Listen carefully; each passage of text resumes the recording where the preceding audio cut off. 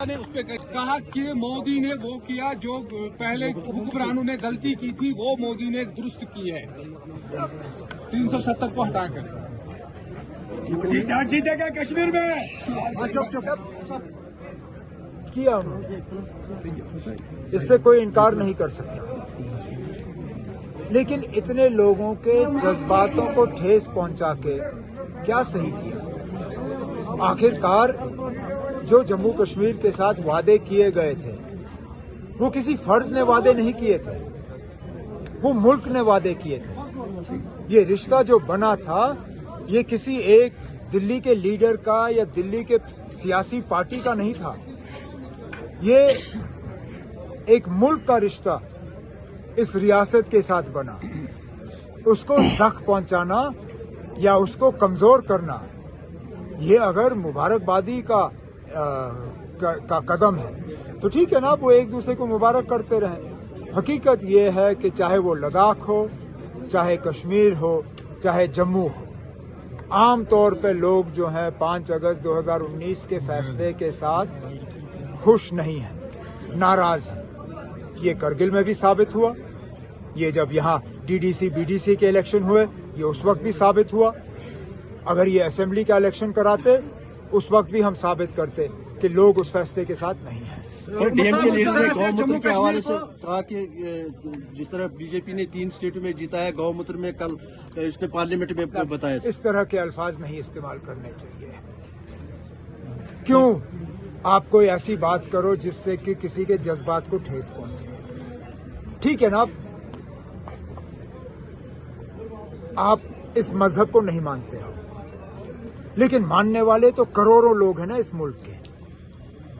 उनका मजाक क्यों उड़ा रहे हो?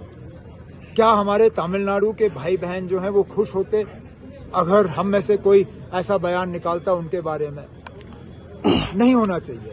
जहां तक मजहब की बात है, मुझे लगता है कि हम सबको दूसरों के मजहब की इज्जत करनी चाहिए, एहतराम करना चाहिए, और हमारे मुंह से कोई ऐसी बात नहीं निकलनी चाहिए जिससे कि किसी और के जज्बात को ठेस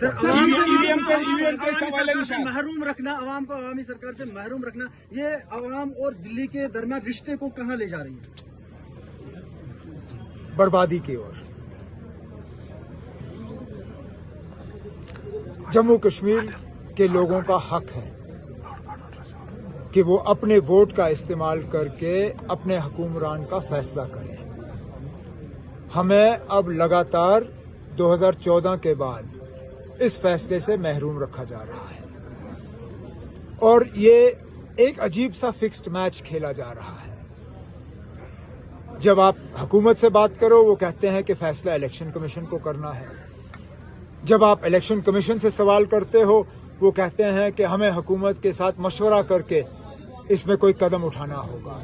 जाहिर सी बात है कि दोनों एक दूसरे के पीछे छुपने का काम कर रहे हैं, और इसका खमियाजा जम्मू कश्मीर की आवाम जो है वो भुगत रही है।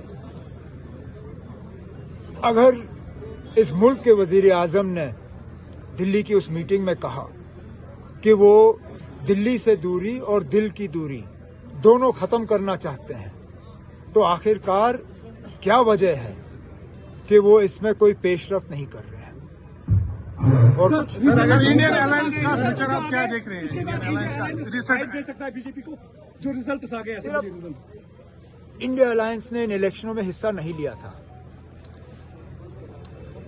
जो मैं पिछले कल परसों से देखता आ रहा हूं नतीजों का, शायद अगर इंडिया अलायंस एक साथ लड़ती भी तो छत्तीसगढ़ और मध्य प्रदेश में कुछ खास फर्क नहीं पड़ता, लेकिन मुमकिन है कि राजस्थान में नतीजा अलग होता।